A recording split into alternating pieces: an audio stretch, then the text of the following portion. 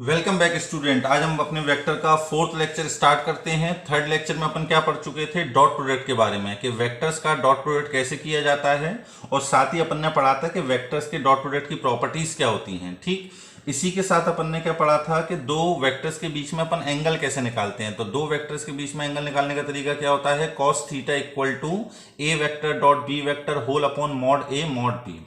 अब आज के लेक्चर में अपन देखेंगे geometrical interpretation of the dot product and work done.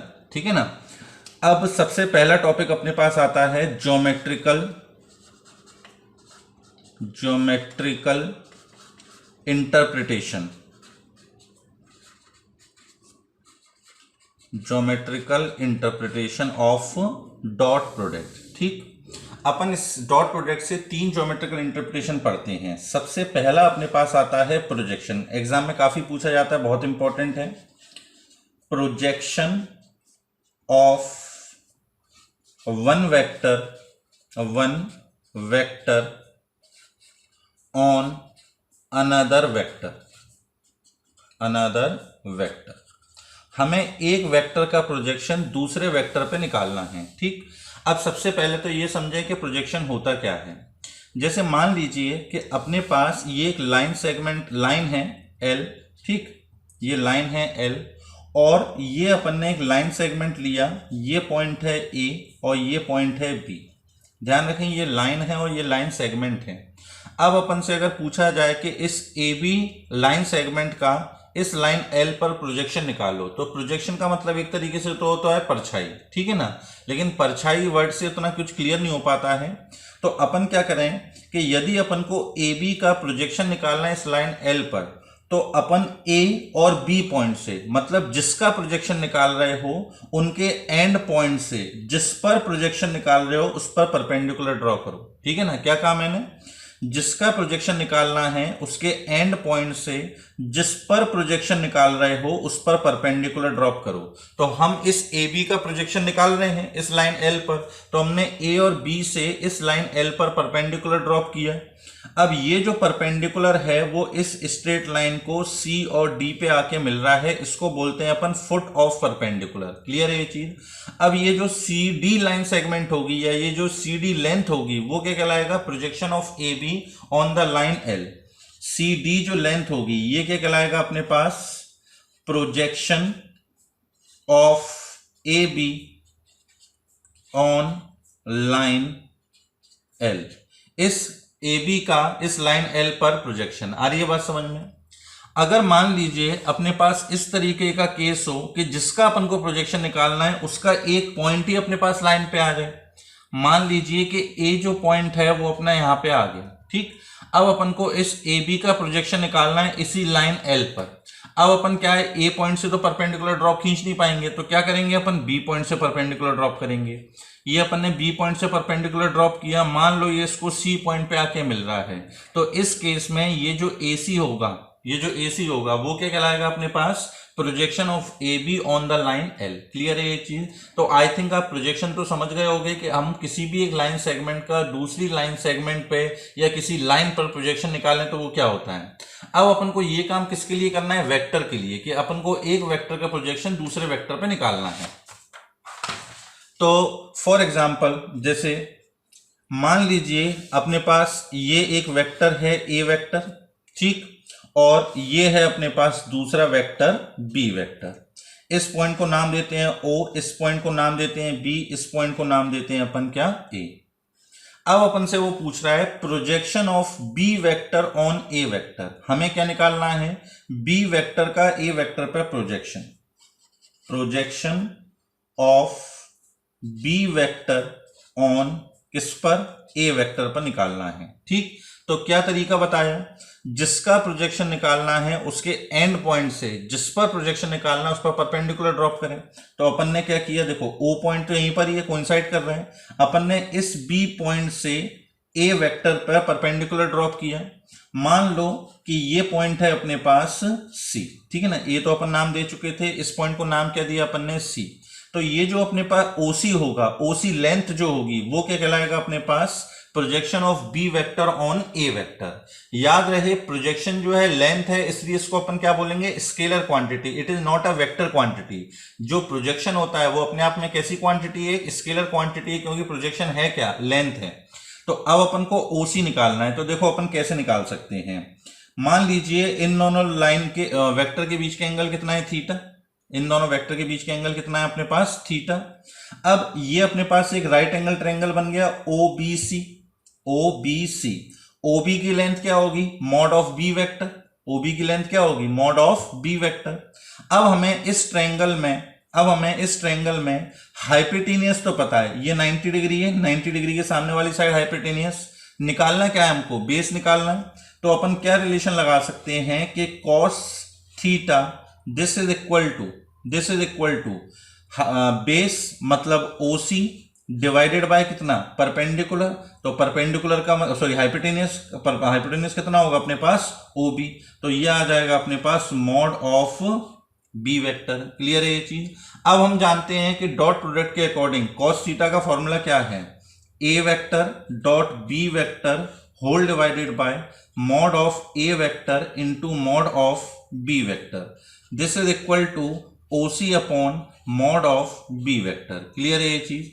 Mod of B vector से ये कैंसिल हो गया। तो आप देख रहे हो कि ओसी जो है ये किसके इक्वल आएगा अपने पास, A vector dot B vector whole divided by mod of A vector. Clear है ये चीज। तो देखो ये ओसी क्या था, projection of B on A C. तो अब इसको याद रखने का तरीका क्या है कि जिस वेक्टर का अपन को प्रोजेक्शन निकालना है और जिस पर प्रोजेक्शन निकालना है, ऊपर तो उनका डॉट प्रोडक्ट आ रहा है। क्लियर है ये चीज। और नीचे अपने हमेशा किसका मॉडुलस आएगा, जिस पर प्रोजेक्शन निकालोगे नीचे हमेशा उसका मॉडुलस आएगा। क्लियर है ये चीज। अब सिमिलरली अगर आपसे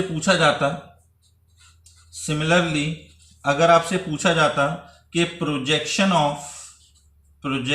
of A vector on B vector, अब हमें ए वेक्टर का बी वेक्टर पर प्रोजेक्शन निकालना है। तो देखो ऊपर तो क्या आएगा, दोनों का डॉट प्रोडक्ट मतलब A vector dot B vector, और नीचे मॉडुलस किसका लेना है, जिस पर प्रोजेक्शन निकाल रहे हो। तो ऑन किस पर निकाल रहे हो, बी वेक्टर पे। तो ये आ जाएगा mod of B vector. Clear है ये चीज। फॉर एग्जाम्पल आपसे बोला जाए कि find the projection of i plus 2j minus K on 3i plus K. हमें इस वेक्टर का प्रोजेक्शन निकालना है किस पर, 3i प्लस के पर। तो अपन डायरेक्टली प्रोजेक्शन क्या बोलेंगे, इसमें कोई ए और बी तो है नहीं, जो याद रखने का तरीका बताया उसी को डायरेक्ट अप्लाई करो। जब हमें इस वेक्टर का इस पर प्रोजेक्शन निकालना है तो देखो ऊपर तो आएगा दोनों का डॉट प्रोडक्ट। तो ऊपर तो क्या लिखोगे, i प्लस 2j माइनस के डॉट 3i प्लस के। ऊपर तो आएगा दोनों का डॉट प्रोडक्ट, और नीचे मॉडुलस किसका आएगा, जिस पर प्रोजेक्शन निकाल रहे हो, मतलब 3i प्लस का के। तो 3i प्लस के इस वेक्टर का मॉड। क्लियर है ये चीज। अब देखो ऊपर अगर डॉट प्रोडक्ट करेंगे तो i का कोफिशिएंट 1, यहां पर i का कोफिशिएंट 3, तो ये आ जाएगा 3। j का कोफिशिएंट 2 यहाँ पे है नहीं तो 0 हो जाएगा। यहाँ k का कोफिशिएंट -1, यहाँ पे प्लस का 1, तो ये आएगा माइनस का 1। और 3 आयोटा प्लस k का अगर मॉडुलस निकालेंगे तो रूट के अंदर 3 का स्क्वायर प्लस 1 का स्क्वायर, दैट इज रूट के अंदर 10। तो ये आ गया अपने पास 2 अपॉन रूट 10। ये इसको अपन लिख सकते हैं रूट के अंदर 2 अपॉन 5। क्लियर है ये चीज। तो आई थिंक अपन ये तो सीख ही गए होंगे कि किसी भी एक वेक्टर का दूसरे वेक्टर पर प्रोजेक्शन कैसे निकाला जाता है। अब सेकंड ज्योमेट्रिकल इंटरप्रिटेशन क्या है अपने पास, component of one vector on the another vector. अभी अपन ने पहले क्या निकाला था, एक वेक्टर का दूसरे पर प्रोजेक्शन। अब हमें निकालना है कंपोनेंट। याद रखो जो प्रोजेक्शन होता है वो तो लेंथ होती है, और कंपोनेंट जब अपन निकालते हैं तो कंपोनेंट जो है वो एक वेक्टर क्वांटिटी है। आप लोगों ने फिजिक्स में 11th में पढ़ा होगा, जैसे प्रोजेक्टाइल मोशन में, कि मान लीजिए कि हमने किसी पार्टिकल को u वेलोसिटी से थ्रो किया, और किस एंगल पर, ग्राउंड से थीटा एंगल पर। तो ये अपने पास उसका पाथ होगा, प्रोजेक्टाइल मोशन होगा। ये एंगल अपने पास थीटा है। तो आप इसमें करते हैं ना कि ये अपने पास एक कंपोनेंट आएगा हॉरिजॉन्टल कंपोनेंट ux, और ये अपने पास एक कंपोनेंट आएगा क्या, यू वाई। इस यू एक्स को अपन क्या बोलेंगे, यू एक्स और यू वाई को इस वेलोसिटी यू के कंपोनेंट। तो कंपोनेंट अपने आप में कैसी क्वांटिटी होती है, वेक्टर क्वांटिटी होती है। क्लियर है ये चीज। तो इसके अंदर भी अपन दो चीजें पढ़ेंगे। सेकंड तो अपन पढ़ रहे हैं क्या, कि component of one vector on the another vector. तीसरा अपन पढ़ेंगे component of one vector along perpendicular to another vector, along perpendicular to another vector. जैसे मान लो इस वेक्टर के परपेंडिकुलर अपन को इसका कंपोनेंट निकालना है, तो ये तीसरी चीज निकालेंगे। ठीक, तो सबसे पहले अपन पढ़ते हैं component of one vector on another vector. तो इसके अंदर भी अपन डायग्राम बना लें। जैसे ये अपने पास ए वेक्टर हो गया और ये अपने पास B vector. This is our A vector, this is our B vector. ये अपने पास पॉइंट ओ, ये पॉइंट है ए, ये पॉइंट है अपने पास बी। क्लियर है ये चीज।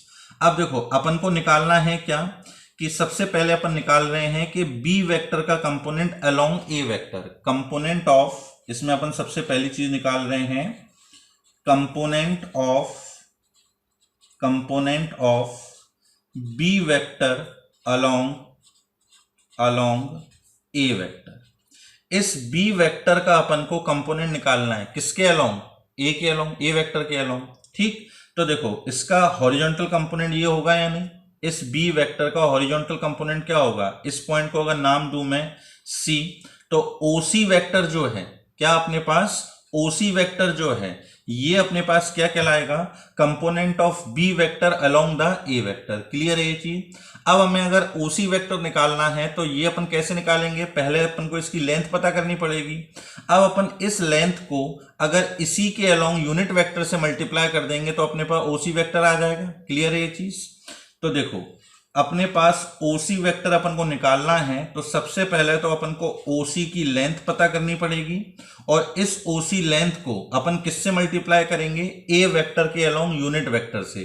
क्योंकि वेक्टर निकालने के लिए अपन को मैग्नीट्यूड और डायरेक्शन दोनों चाहिए या नहीं, तो हमने क्या किया कि ए वेक्टर के अलोंग यूनिट वेक्टर निकाला। तो ए वेक्टर के अलोंग यूनिट वेक्टर क्या आएगा, ए कैप। इस यूनिट वेक्टर को यदि मैं ओसी लेंथ से मल्टीप्लाई कर दूंगा तो अपने पास क्या बन जाएगा, ओसी वेक्टर। क्लियर है ये चीज। तो देखो क्या आएगा अपने पास, ओसी अपन निकाल चुके हैं। ओसी एक्चुअली क्या था, प्रोजेक्शन था या नहीं, projection of B vector along A vector. तो ये हम निकाल चुके हैं। ये कितना आया था, A vector dot B vector whole divided by जिस पर प्रोजेक्शन निकाल रहे हैं उसका मॉडुलस, तो mod of A vector. Clear है ये चीज। अब इसका मल्टीप्लाई किससे होगा, ए कैप। ए कैप का मतलब हम जानते हैं क्या, वेक्टर अपॉन मॉडुलस। तो इसका मतलब A vector upon mod of A vector. अब देखो A vector dot B vector scalar quantity, mod A scalar quantity. ठीक, और ये जो लिखा हुआ है वो ए वेक्टर लिखा हुआ है, तो ये ओवरऑल अपने पास कैसी क्वांटिटी आएगी, वेक्टर क्वांटिटी आएगी। तो अपन बोल सकते हैं कि ये टोटल अपने पास क्या आ चुका है, A vector dot B vector whole upon mod of A vector का square, mod of A vector का स्क्वायर टाइम्स कितना, ए वेक्टर। कभी भी स्केलर क्वांटिटी और वेक्टर क्वांटिटी के बीच में ना तो डॉट आएगा ना क्रॉस आएगा। क्लियर है ये चीज। अगर आपने लिखा कोई 3 इंटू ए वेक्टर, इसका कोई मीनिंग नहीं होता, मैथमेटिकली रॉन्ग है। अगर आपने लिखा 3 क्रॉस ए वेक्टर, इसका कोई मीनिंग नहीं होता। आ रही है बात समझ में। एक स्केलर और एक वेक्टर के बीच में ना तो अपने पास डॉट आएगा ना अपने पास क्रॉस आएगा। अपन सीधे क्या लिखेंगे, 3 times of A vector. Clear है ये चीज।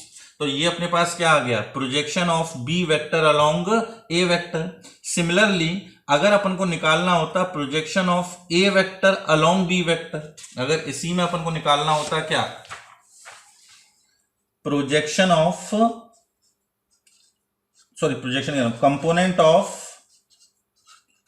Component of B vector A vector along B vector. अब हमें ए वेक्टर का कंपोनेंट निकालना है किसके अलोंग, बी के अलोंग। तो देखो क्या करेंगे अपन, सबसे पहले तो प्रोजेक्शन लिखेंगे और प्रोजेक्शन का मल्टीप्लाई किससे करेंगे, बी यूनिट वेक्टर से। तो प्रोजेक्शन तो क्या आया था, A vector dot B vector whole divided by क्या, मॉड ऑफ बी वेक्टर। अब इसका मल्टीप्लाई किससे होना है, बी यूनिट कैप से। तो ये आ जाएगा आपके पास A vector dot B vector whole upon mod B vector. और बी कैप की जगह अपन क्या लिख सकते हैं, B vector upon modulus of B vector. तो ये हो गया A vector dot B vector whole upon mod of B vector का स्क्वायर टाइम्स कितना, बी वेक्टर। क्लियर है ये चीज, याद रख सकते हो तो याद रखो, और अगर भूल जाओ तो कैसे निकाला है वो भी बहुत जल्दी निकल आता है। अगर आपने ये प्रैक्टिस कर रखी है तो आप ये तुरंत निकाल लोगे कि अपने पास प्रोजेक्शन क्या आता है, कंपोनेंट क्या आता है ना। भूलने के बहुत ज्यादा चांस होते हैं, कंफ्यूजन हो जाता है कि नीचे किसका मॉडुलस लेना है, ए वेक्टर का, बी वेक्टर का, ये बहुत कंफ्यूजन हो जाता है। तो आप अगर इसको निकाल के देखोगे खुद 2-4 बार तो आप ये सीख जाओगे, तुरंत निकाल सकते हो एग्जाम में भी। क्लियर है ये चीज। अब तीसरी चीज हमसे जो पूछी जाती है वो क्या पूछी जाती है, कंपोनेंट ऑफ ए वेक्टर या फिर वन वेक्टर अलोंग परपेंडिकुलर, या बी वेक्टर कर लो, component of B vector along perpendicular to A vector. आ रही है बात समझ में। अब हमें क्या निकालना है, इस बी वेक्टर का कंपोनेंट, लेकिन किसके अलोंग, ए के परपेंडिकुलर। ये अपन ने क्या निकाला था, ए के अलोंग या बी के अलोंग, यहां पर उसके परपेंडिकुलर निकालना है। तो इसका मतलब क्या हुआ, देखो ये अपने पास हो गया ए वेक्टर, ये अपने पास क्या था, बी वेक्टर। अब अगर अपन इस डायरेक्शन में निकाल रहे थे तो वो क्या था अपने पास, हॉरिजॉन्टल कंपोनेंट या अलोंग द ए वेक्टर। लेकिन हमें क्या करना है, इस बी वेक्टर का कंपोनेंट निकालना है किसके अलोंग, ए वेक्टर के परपेंडिकुलर। आ रही है बात समझ में, ए वेक्टर के परपेंडिकुलर निकालना है। तो ये हमारे पास रिक्वायर्ड वेक्टर है जो हमें निकालना है। इसको वही नाम दिया ओ बी ए, और इसको नाम देते हैं अपन एन। क्लियर है ये चीज। या फिर चलो इसको कोई नाम ना दो, हम इस वेक्टर को पैरेलली मूव करा के यहां लेके आ सकते हैं, तो हम इसको पैरेलली मूव करा के यहां लेके आ गए। क्लियर है ये चीज। इस पॉइंट को नाम दे देते हैं अपन सी। क्लियर। अब हमें निकालना है सी बी वेक्टर, ये वेक्टर निकालना था ना, इसका मतलब हमें क्या निकालना है, सी बी वेक्टर। क्लियर। अब सी बी वेक्टर अपन कैसे निकाल सकते हैं, देखो in triangle O B C, ये वेक्टर इक्वल टू ये वेक्टर, ट्रायंगल लग सकता है या नहीं, OC vector plus BC vector equal to OB vector. तो क्या आएगा अपने पास, OC vector plus CB vector, ये सेम सेंस में है, OC vector plus CB vector, this is equal to किसके, ओबी वेक्टर के इक्वल। ओसी वेक्टर हमें पता है, ओसी वेक्टर हमने क्या निकाला था, component of B vector along किसके, ए वेक्टर के, तो ये हमें पता है। सीबी वेक्टर ये हमें निकालना है, और ओबी वेक्टर की जगह क्या लिखेंगे, बी वेक्टर। तो देखो सीबी वेक्टर जो आएगा ये किसके इक्वल आएगा, ओबी वेक्टर माइनस का ओसी वेक्टर। अब ओबी वेक्टर तो किसके अलोंग क्या है, बी वेक्टर, और ओसी वेक्टर ये हमने जो निकाला था component of B vector along A vector. तो बस क्या याद रखो, ओसी की लेंथ मतलब प्रोजेक्शन, इसका ए वेक्टर के अलोंग यूनिट वेक्टर से मल्टीप्लाई करना है। तो देखो ये अपने पास क्या निकल के आया था, A vector dot B vector whole upon mod of A vector का square times A vector. Clear. तो ये जो पूरा निकल के आया है सी बी वेक्टर, ये अपने पास क्या कहलाएगा, component of B vector along perpendicular to A vector. Similarly यदि अपन को निकालना होता component of A vector along perpendicular to B vector, तो क्या आ जाता, यहां आ जाता ए वेक्टर, यहां आ जाता बी वेक्टर, ऊपर ए डॉट बी रहता और नीचे किसका मॉड का स्क्वायर आता, मॉड बी वेक्टर का स्क्वायर। क्लियर है ये चीज, मॉड ऑफ बी वेक्टर का स्क्वायर। तो ये तीन ज्योमेट्रिकल इंटरप्रिटेशन थी किसकी, डॉट प्रोडक्ट की। क्या क्या पढ़ी अपन ने, पहला तो अपन ने पढ़ा projection of one vector on the another vector, कैसे याद रखना है, जिस वेक्टर का प्रोजेक्शन निकाल रहे हो, जिस पर निकाल रहे हो, ऊपर तो उन दोनों का डॉट प्रोडक्ट आएगा और नीचे अपने पास किसका मॉडुलस आएगा, जिस पर प्रोजेक्शन निकाल रहे हो। क्लियर। तो A vector dot B vector upon mod of A vector, यदि बी का ए पर प्रोजेक्शन निकाल रहे हो, और यदि अपन ए का बी पर निकाल रहे हैं तो A vector dot B vector whole upon mod of B vector. Clear है ये चीज, कोई दिक्कत तो नहीं है। सेकंड चीज अपन ने क्या पढ़ी, component of A vector along B vector, और तीसरी चीज अपन ने पढ़ी है component of one vector along perpendicular to another vector. Clear है ये चीज। नेक्स्ट जो अपने पास आता है, जो आप फिजिक्स में यूज करते हो, क्या, डॉट प्रोडक्ट। ठीक है ना, अपन किसी भी फिजिक्स में आप पढ़ते होगे, वर्क डन जो निकालते हो वो किसकी हेल्प से निकालते हो, फोर्स डॉट डिस्प्लेसमेंट। उसके अंदर भी डॉट प्रोडक्ट करते हो या नहीं? तो वर्क डन, वर्क डन। अब वर्क डन का फॉर्मूला क्या होता है अपने पास, this is equal to force dot displacement. ये पढ़ते हैं, F vector dot displacement vector. अब मान लीजिए कि किसी पार्टिकल पर अपने पास 3 फोर्स लग रहे हैं, F1, F2 और ये F3। ठीक, तब अपन को अगर वर्क डन निकालना है, या और ये भी मान लीजिए चलो कि इस फोर्स को लगाने पर बॉडी जो है वो ए से कहां पर डिस्प्लेस हो गई, बी पर डिस्प्लेस हो गई। ए का पोजीशन वेक्टर है ए वेक्टर, बी का पोजीशन वेक्टर है बी वेक्टर। आ रही है बात समझ में? किसी भी पार्टिकल पर यदि आप फोर्स लगाओगे तो वो बॉडी डिस्प्लेस होगी, तो वो बॉडी ए से कहां पर डिस्प्लेस हो गई, बी पर डिस्प्लेस हो गई। क्लियर ये चीज। अब हमें निकालना है कि टोटल वर्क डन क्या होगा। तो यहां पर अपन जो फॉर्मूला पढ़े हैं, क्या, फोर्स इनटू डिस्प्लेसमेंट। इसमें फोर्स तो क्या आएगा, नेट फोर्स, टोटल जितना फोर्स लगाया है। तो अपने पास नेट फोर्स जो होगा वो क्या आएगा, इन तीनों वेक्टर का सम। तो ये आएगा अपने पास F1 vector plus F2 vector plus F3 vector. Clear है ये चीज। और अगर आपको डिस्प्लेसमेंट निकालना है तो डिस्प्लेसमेंट कैसे निकालते हैं, final position minus initial position, इसी तरीके से निकाला जाता है। तो फाइनल पोजीशन क्या है, बी वेक्टर, और इनिशियल पोजीशन क्या है, ए वेक्टर। क्लियर। तो अपने पास डिस्प्लेसमेंट क्या होगा, बी वेक्टर माइनस का ए वेक्टर। देयरफॉर अपन लिख सकते हैं कि work done by these force equal to F1 plus F2 plus F3।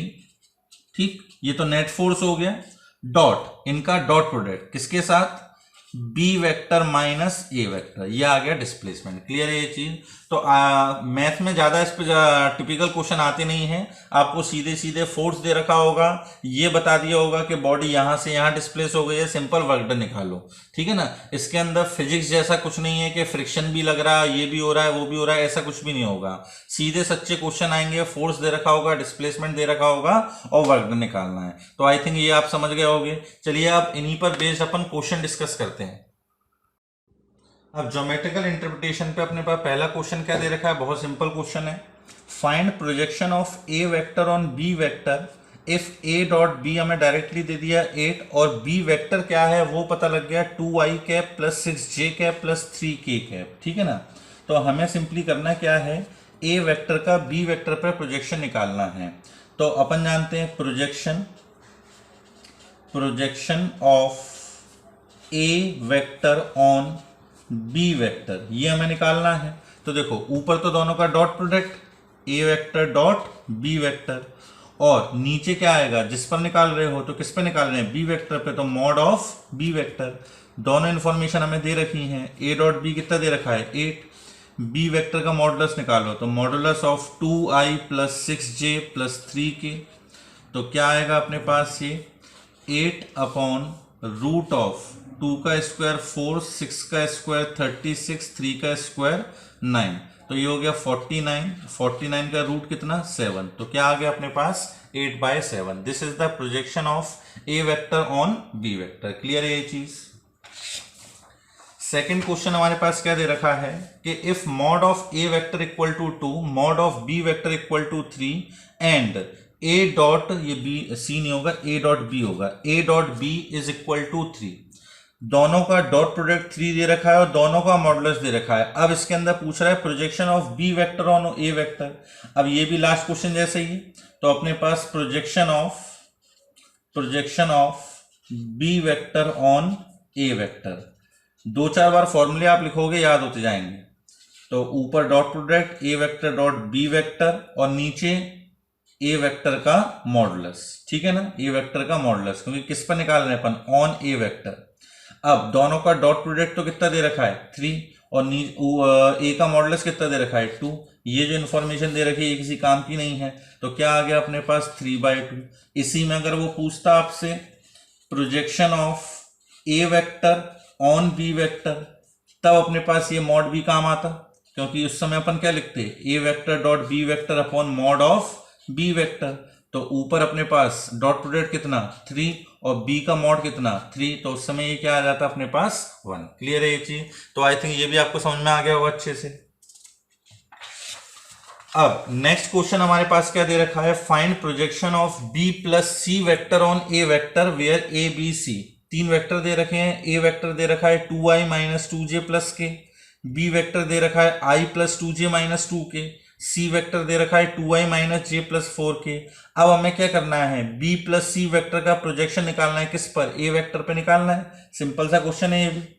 सबसे पहले तो निकाल लो क्या, B vector plus C vector, दोनों वेक्टर को ऐड करोगे तो i प्लस 2i कितना 3i कैप, प्लस का 2j माइनस का j तो प्लस का j कैप, माइनस का 2k और प्लस का 4k तो प्लस का 2k कैप। क्लियर ये चीज? ए वेक्टर हमारे पास क्या दे रखा है 2i माइनस का 2j प्लस का k। अब हमें निकालना क्या है, projection of b plus C vector on A vector. तो हम क्या लिखेंगे, इसको फॉर्मूला क्या लिखेंगे, B vector plus C vector dot A vector divided by, किस पे निकाल रहे हैं, ए पे, तो नीचे ए का मॉडुलस। अब देखो इन दोनों वेक्टर का डॉट प्रोडक्ट निकालेंगे तो क्या आएगा 3 इंटू 2 6, सिर्फ आई जे के कोफिशिएंट का मल्टीप्लाई करके ऐड कर दो तो 3 2 जा 6 प्लस माइनस 2 इंटू 1 माइनस 2 तो plus minus minus 2 into 1 plus का 2 whole divided by A vector जो है इसका मॉडुलस, तो इसका मॉडुलस निकालोगे ये आ जाएगा 3, 2 से ये कैंसिल तो क्या आ गया अपने पास 6/3 दैट इज कितना 2। क्लियर है ये चीज, कोई दिक्कत तो नहीं है। एग्जाम में यदि ये क्वेश्चन आए तो थोड़ा लैंग्वेज फॉर्म में लिख देना, जिससे होगा क्या कि क्वेश्चन के जो सॉल्यूशन है उसकी लेंथ बढ़ जाएगी। अभी यहाँ पे अपने पास क्या है, पेज की स्पेस की कमी है, अपन को लैंग्वेज लिखना नहीं सीखना, क्वेश्चन कैसे करना है वो सीखना है। तो आप एग्जाम में क्या है कि डिटेल में पूरा लिख देना। क्लियर है ये चीज? तो थोड़ा सा क्वेश्चन की लेंथ बढ़ जाएगी, स्टेप्स बढ़ा देना। यहाँ मैंने जैसे डायरेक्ट करके दिखाया, आप थोड़ा लिख के दिखा देना, बी प्लस सी की जगह ये लिख देना, ए की जगह ये लिख देना, मॉड ए की जगह ये लिख देना, फिर अगली स्टेप में मॉड ए की लेंथ निकाल के रूट के अंदर 2 का स्क्वायर माइनस 2 का स्क्वायर प्लस 1 का स्क्वायर, तो इसकी थोड़ी लेंथ बढ़ जाएगी। क्लियर है ये चीज? अब नेक्स्ट क्वेश्चन देखते हैं। अब ये जो क्वेश्चन दे रखा है ये बहुत अच्छा क्वेश्चन है ना, इसकी बोर्ड में आने के चांस बहुत ज्यादा होते हैं और कहो कि कॉम्पिटिशन में भी पूछा जाए। क्या है क्वेश्चन कि let alpha vector equal to 3i minus J, ये अल्फा वेक्टर दे रखा है और ये अपन को बीटा वेक्टर दे रखा है। अब वो क्या बोल रहा है कि express beta vector in the form of beta vector equal to beta 1 vector plus beta 2 vector. मतलब इस वेक्टर के हमें 2 टुकड़े करने हैं, इस वेक्टर के हमें 2 टुकड़े करने हैं। एक वेक्टर तो होगा बीटा 1 वेक्टर और दूसरा होगा बीटा 2 वेक्टर। अब बोल दिया है कि बीटा 1 वेक्टर जो है वो क्या है, इस पैरेलल टू अल्फा वेक्टर, तो बीटा 1 जो है वो अल्फा वेक्टर के पैरेलल है और बीटा 2 जो वेक्टर है वो क्या है, अल्फा के परपेंडिकुलर है। आ रही है बात समझ में? देखो ये जो अपने पास दे रखा है ना, ये कुछ नहीं है, ये कंपोनेंट है। जो वेक्टर अल्फा के पैरेलल है, इसका मतलब क्या हुआ कि अपन को इस बीटा वेक्टर का वो कंपोनेंट निकालना है जो अल्फा के अलोंग हो। समझ रहे हो या नहीं? डायग्राम से समझो। देखो ये मान लीजिए अपने पास अल्फा वेक्टर है, ठीक, और ये अपने पास बीटा वेक्टर है। क्लियर है ये चीज? कोई दिक्कत तो नहीं। अब अपन से वो क्या बोल रहा है कि इस बीटा वेक्टर के 2 टुकड़े करो। और कैसे 2 टुकड़े करने हैं, बीटा 1 प्लस बीटा 2। बीटा 1 जो है पैरेलल होना चाहिए किसके, अल्फा के। तो देखो बीटा 1 जो है वो अल्फा के पैरेलल होना चाहिए, तो अल्फा के पैरेलल, चलो ये बना दिया। ये आप यहां पर ऐसे नीचे बनाते तो इसको पैरेलल ऐसे मूव करा सकते हैं, तो ये अपने पास क्या हो गया, बीटा 1 वेक्टर। और बीटा 2 वेक्टर क्या है, अल्फा वेक्टर के परपेंडिकुलर, तो ये अल्फा वेक्टर है तो इसके क्या, परपेंडिकुलर, तो ये हो गया अपने पास क्या, बीटा 2 वेक्टर। क्लियर है ये चीज? आ रही है बात समझ में? इसकी थोड़ी सी लेंथ तो बढ़ा यहां तक। क्लियर है ये चीज? तो ये बीटा 1 वेक्टर जो है, बीटा 1, इसको अपन क्या लिखेंगे, component of beta vector along alpha vector, ये लिखोगे। अब अपने पास कंपोनेंट निकालना है इसके अलोंग, तो क्या करेंगे अपन, बीटा वेक्टर का जो प्रोजेक्शन होगा उसको अल्फा यूनिट वेक्टर से मल्टीप्लाई करेंगे। ऐसे निकाला जाता है या नहीं? तो देखो बीटा वेक्टर का प्रोजेक्शन किसके अलोंग, अल्फा के अलोंग, क्या लिखेंगे, alpha vector dot beta vector whole upon, अब किस पर निकाल रहे हो प्रोजेक्शन, अल्फा वेक्टर पे, तो मॉड ऑफ अल्फा वेक्टर, ये आएगा या नहीं आएगा, और इसका मल्टीप्लाई किससे करना है, अल्फा यूनिट वेक्टर से। अल्फा यूनिट वेक्टर की जगह क्या लिखेंगे, alpha vector upon modulus of alpha vector, तो नीचे आ जाएगा मॉडुलस ऑफ अल्फा वेक्टर का square, modulus of alpha vector का स्क्वायर टाइम्स कितना, अल्फा वेक्टर। क्लियर है ये चीज? इसको कैलकुलेट करोगे तो तुम्हारे पास क्या पता लग जाएगा, बीटा वन वेक्टर पता लग जाएगा या नहीं। अब दूसरा अपन को पता लगाना था क्या, बीटा टू वेक्टर। अब बीटा टू क्या है अपने पास, component of beta vector along perpendicular to alpha vector, ये निकालना है।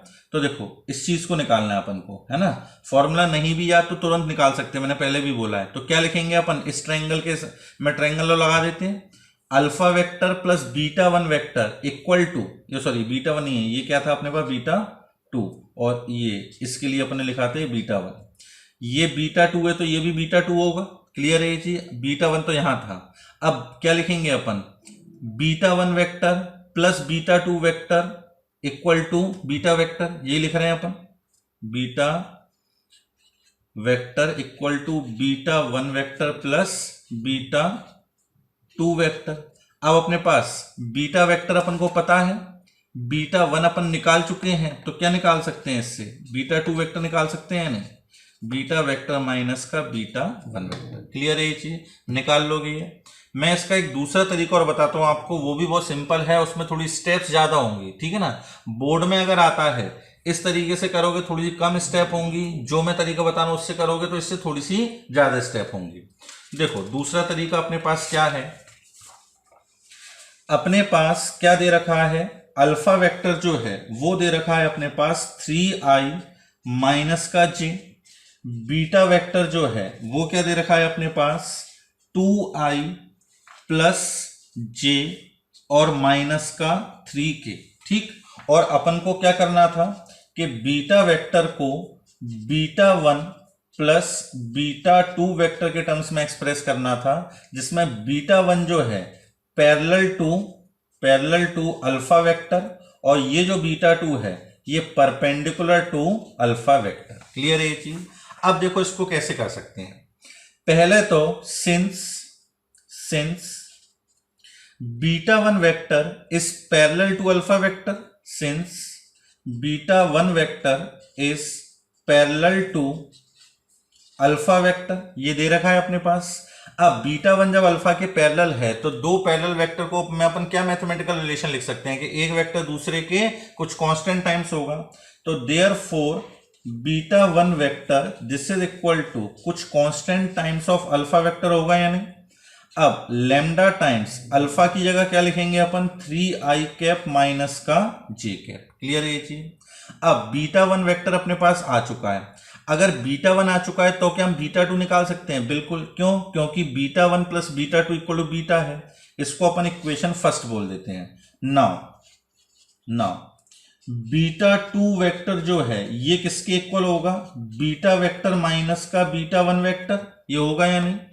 बीटा वेक्टर किसके इक्वल है 2i प्लस जे माइनस 3 के, तो 2i प्लस जे माइनस का 3k minus beta one vector क्या आया है, लैम्डा का मल्टीप्लाई कर दें 3 लैम्डा आई कैप माइनस का लैम्डा जे कैप। ठीक, दोनों को थोड़ा सिंप्लीफाई कर लो, 2i और माइनस का 3 लैम्डा आई, तो ये आएगा 2 minus 3 lambda times I cap, फिर j और प्लस का लैम्डा जे कॉमन लोगे तो 1 प्लस लैम्डा टाइम्स जे कैप और माइनस का 3k कैप। क्लियर है यहां तक। अब आप देख रहे हो कि बीटा वन, इसको इक्वेशन सेकंड बोल दें, अब आप देख रहे हो कि बीटा 1 और बीटा 2 ये दोनों ही वेक्टर अपने पास आ चुके हैं, बस इसके अंदर एक अननोन है, क्या, लैम्डा। अगर इस लैम्डा की वैल्यू अपने पास पता लग जाए तो अपन को बीटा 1 और बीटा 2 दोनों वेक्टर पता लग जाएंगे या नहीं। अब इस इस लैम्डा की वैल्यू कैसी निकाली जाए, तो सिंस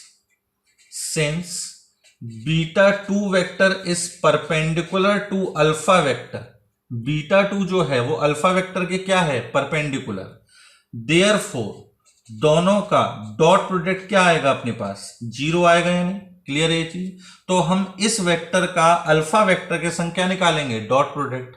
तो देखो दोनों का डॉट प्रोडक्ट निकालोगे तो आई का कोफिशिएंट यहां पर है 2 माइनस 3 लैम्डा, यहां पर है 3, तो ये आ जाएगा 3 टाइम्स 2 माइनस 3 लैम्डा। फिर जे का कोफिशिएंट यहां पर -1 और यहां पे 1 प्लस लैम्डा, तो -1 टाइम्स 1 प्लस लैम्डा। के का कोफिशिएंट है नहीं तो 0 मानोगे, तो 0 इंटू -3 0, इसको 0 के इक्वल रखा, तो 3 2 जा 6 minus 9 lambda -1 minus lambda, this is equal to 0। तो ये आ गया अपने पास 5 is equal to 10 lambda, it implies lambda is equal to 1/2। Clear है ये चीज, कोई दिक्कत तो नहीं। अब ये लैम्डा की वैल्यू अपन बीटा 1 और बीटा 2 में यहां पे रख देंगे तो अपन को दोनों वेक्टर पता लग जाएंगे। तो देयरफॉर बीटा 1 वेक्टर जो है ये क्या आ जाएगा, 3i माइनस j/2, ये beta 1 vector, and beta 2 vector निकालना है तो लैम्डा की वैल्यू 1/2 रखो, तो 2 माइनस 3/2 क्या बचेगा, 1/2, तो यह आएगा i/2। फिर यहां रखोगे तो 1 प्लस 1/2 दैट इज 3/2, तो इसका मतलब 3j/2 और माइनस का 3k। क्लियर है ये चीज। तो ये अपने पास बीटा 1 और बीटा 2 आ गए, जिसमें बीटा 1 जो है वो अल्फा के पैरेलल है और बीटा 2 जो है वो अल्फा के परपेंडिकुलर है। दोनों को अगर ऐड करोगे तो देखो क्या आना चाहिए, बीटा वेक्टर। तो चेक कर लेते हैं कि अपना आंसर सही आया है नहीं। 3i/2 और i/2, तो ये बचेगा 2i, तो 2i लिखा हुआ है। फिर माइनस का j/2 प्लस का 3j/2, तो क्या बचेगा, सिर्फ j, तो j लिखा हुआ है, और माइनस का 3k। तो इसका मतलब ये जो अपना आंसर आया है वो सही है। तो ये बहुत इंपॉर्टेंट क्वेश्चन है ना, कंपटीशन में भी पूछा जा सकता है, बोर्ड में भी पूछा जा सकता है। और दो तरीके बताए हैं दोनों इक्वली सही हैं, किसी भी तरीके से कर लो। इसमें थोड़ी स्टेप्स ज्यादा हो जाएंगी। अगर ये क्वेश्चन आएगा तो 5 या 6 नंबर में आएगा, तो इस तरीके से करोगे तो स्टेप्स ज्यादा हो जाएंगी, ठीक। और जो पहले बताया है उस तरीके से करोगे तो इससे थोड़ी सी स्टेप्स कम रहेगी, तो उसमें आपको थोड़ी और स्टेप्स बढ़ानी पड़ेंगी। आ रही है बात समझ में। चलिए नेक्स्ट अपन इसी टाइप के क्वेश्चन और देखते हैं। अब नेक्स्ट क्वेश्चन जो दे रखा है वो लास्ट क्वेश्चन जैसे ही है। देखो क्या पूछा है उसने, express the vector a 5i minus 2j plus 5k। ठीक, ये वेक्टर दे रखा है as the sum of two vector such that one is parallel to the vector b 3i plus j and another is perpendicular to b. Clear है ये चीज। अब देखो अपन को क्या करना है कि इस ए वेक्टर को, क्या दे रखा है वैसे, ए वेक्टर 5i माइनस का 2j प्लस का 5k, इसके अपन को दो टुकड़े करने हैं। एक को बोल देता हूं a1 वेक्टर और दूसरे को बोल देते हैं अपन a2 वेक्टर। इसके अपन को दो टुकड़े करने हैं। अब उसमें से एक वेक्टर जो है, मान लीजिए a1 वेक्टर जो है वो क्या है, पैरेलल टू b वेक्टर। ये a1 वेक्टर जो है पैरेलल टू किसके, b वेक्टर के। और ये जो a2 वेक्टर दे रखा है ये क्या है, परपेंडिकुलर टू b वेक्टर। तो ये भी वही हो गया। इस a वेक्टर का कंपोनेंट अलोंग b वेक्टर, इस a वेक्टर का कंपोनेंट अलोंग b वेक्टर वो a1 वेक्टर है, और इस a वेक्टर का component along perpendicular to b vector वो क्या कहलाएगा, a2 वेक्टर। उस तरीके से कर ही सकते हैं अपन, कंपोनेंट वाले डायरेक्ट फॉर्मूले हैं। या अपन ने अभी जो मेथड पढ़ा उसी को दोबारा अप्लाई करते हैं। देखो since a1 vector is parallel to किसके, b vector, a1 b vector के पैरेलल था, तो क्या करेंगे अपन, a1 vector is equal to कुछ कांस्टेंट टाइम्स b वेक्टर लिख लेंगे या नहीं। तो लैम्डा जो है, लैम्डा ऐसे ही b वेक्टर क्या है 3i प्लस का k। क्लियर। तो ये अपने पास आ गया 3 lambda i cap plus lambda k। ये आ गया अपने पास a1 वेक्टर। अब A2 वेक्टर जो होगा वो किसके इक्वल आएगा, A वेक्टर माइनस का A1 वेक्टर, ये होगा या नहीं, क्यों, A वेक्टर जो है वो A1 प्लस A2 के इक्वल है, तो A2 वेक्टर किसके, A और माइनस A1, तो A वेक्टर अपने पास क्या दे रखा है 5i minus 2j plus 5k minus A1 vector क्या आया है 3 लैम्डा i और प्लस का लैम्डा k। क्लियर है ये चीज। अब अपन क्या करते हैं, i कॉमन ले लें, तो ये आएगा अपने पास 5 माइनस 3 लैम्डा टाइम्स i, फिर j की टर्म यहां पे ही है, सिर्फ यहां तो है ही नहीं, तो माइनस का 2j 5k माइनस का लैम्डा k कॉमन लोगे तो क्या बचेगा 5 माइनस लैम्डा k। क्लियर है ये चीज। Since A2 vector is perpendicular to किसके B vector, therefore A2 vector dot B vector क्या आएगा 0। सेम वही स्टेप है जो अपन ने लास्ट क्वेश्चन में फॉलो करी है। A2 वेक्टर जो है B वेक्टर के क्या लिखा हुआ है परपेंडिकुलर है ना, यहां पर अपन मेंशन कर चुके हैं, तो अपने पास दोनों का डॉट प्रोडक्ट क्या होगा 0। यही तो पढ़ा है अपन ने कि दो वेक्टर अगर परपेंडिकुलर हैं तो उनका डॉट प्रोडक्ट क्या होता है 0 होता है, तो A2 डॉट B 0। अब देखो A2 वेक्टर क्या है अपने पास ये, और अपने पास B वेक्टर क्या दे रखा है 3i प्लस k, दोनों का अगर डॉट प्रोडक्ट लोगे तो क्या आएगा 3 इंटू 5 माइनस 3 लैम्डा, फिर प्लस j का कोफिशिएंट कुछ है नहीं, k का यहां पर 1 है और यहां पर 5 माइनस लैम्डा बराबर कितना 0। क्लियर है ये चीज। तो ये आ गया 5 3 15, 15 प्लस 5 20, माइनस का 9 और माइनस तो माइनस का 10 लैम्डा, दिस इज इक्वल टू 0। तो यहां से अपने पास लैम्डा की वैल्यू क्या निकल के आ गई 10 लैम्डा बराबर 20, तो लैम्डा की वैल्यू क्या निकल के आ गई अपने पास 2। क्लियर है ये चीज, कोई दिक्कत तो नहीं ना। अब अपन ये लैम्डा की वैल्यू रख देंगे तो अपने पास A1 वेक्टर और A2 वेक्टर पता लग जाएंगे। देखो A1 वेक्टर क्या लिखा था अपन ने 3 लैम्डा i प्लस का लैम्डा k, इसमें अपन लैम्डा की वैल्यू 2 रखें तो 6i प्लस का 2k, तो ये आ गया अपने पास क्या A1 vector. And A2 vector क्या आया था अपने पास, A2 vector 5 minus 3 lambda times i cap minus का 2j cap plus 5 minus lambda times k cap, lambda की वैल्यू 2 रख दो तो यह आ जाएगा 5 माइनस 6 माइनस i माइनस का 2j और 5 माइनस 2 3, तो प्लस का 3k। क्लियर है, यह आ गया अपने पास A2 वेक्टर। क्लियर, दोनों को ऐड करके देख लेना किसके इक्वल आ जाएगा ये A वेक्टर के। तो ये बता रहा हूं ये बहुत इंपॉर्टेंट क्वेश्चन है, इसकी अच्छे से प्रैक्टिस करना, बोर्ड में भी पूछा जा सकता है कंपटीशन में भी पूछा जा सकता है। चलिए अब अपन एक क्वेश्चन देखते हैं किसके ऊपर, वर्क डन के ऊपर। मैंने बताया वर्क डन पे ज्यादा टिपिकल क्वेश्चन नहीं पूछेगा, सिर्फ फोर्स दे देगा, डिस्प्लेसमेंट दे देगा और अपन को वर्क डन निकालना है, ठीक है ना।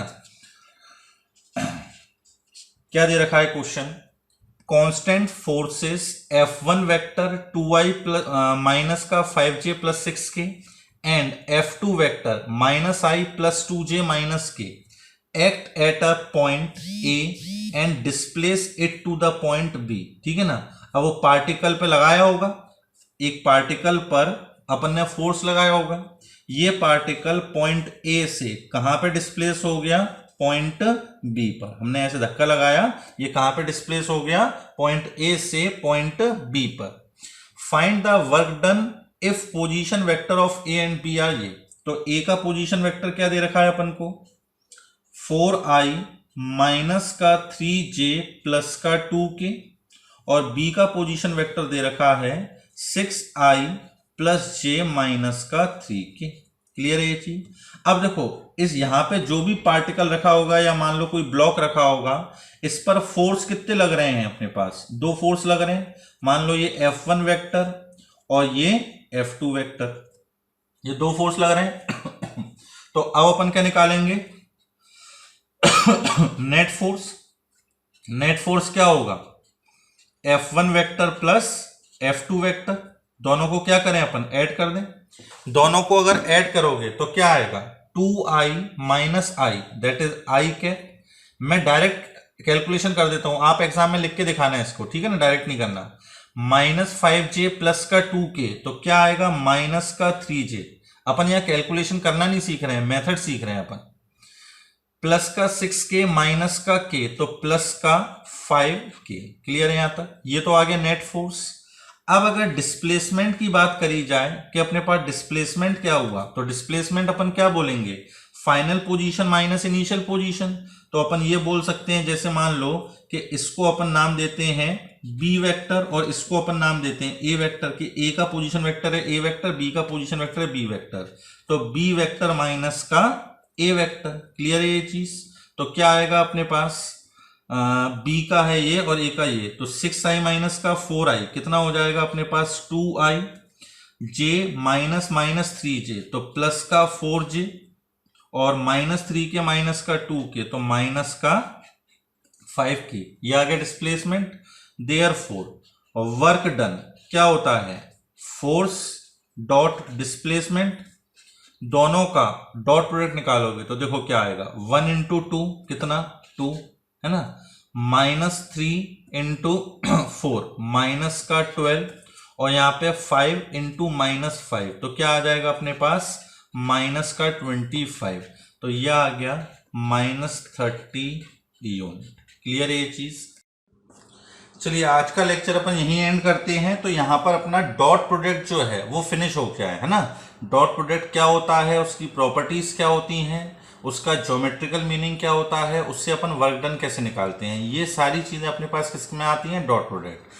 नेक्स्ट लेक्चर में अपन क्या पढ़ेंगे, क्रॉस प्रोडक्ट के बारे में, कि दो वेक्टर का क्रॉस प्रोडक्ट कैसे निकाला जाता है। ठीक है ना, ये भी आप फिजिक्स में शायद पढ़ते होगे टॉर्क वगैरह में, है ना। टॉर्क R क्रॉस F करके ऐसे निकालते हैं अपन टॉर्क, तो वो क्या आता है अपने पास, क्रॉस प्रोडक्ट आता है, या जिसको बोलते हैं अपन वेक्टर प्रोडक्ट। क्लियर है ये चीज? तो अगले लेक्चर पे अपन क्रॉस प्रोडक्ट के बारे में पढ़ेंगे। यहाँ तक आपको जितनी चीजें बताई हैं उसको आप एक बार रिवाइज करिएगा, जो क्वेश्चन आपको करवाए हुए हैं उसको आप खुद से करके देखिएगा। क्लियर है बच्चों? Bye bye, take care.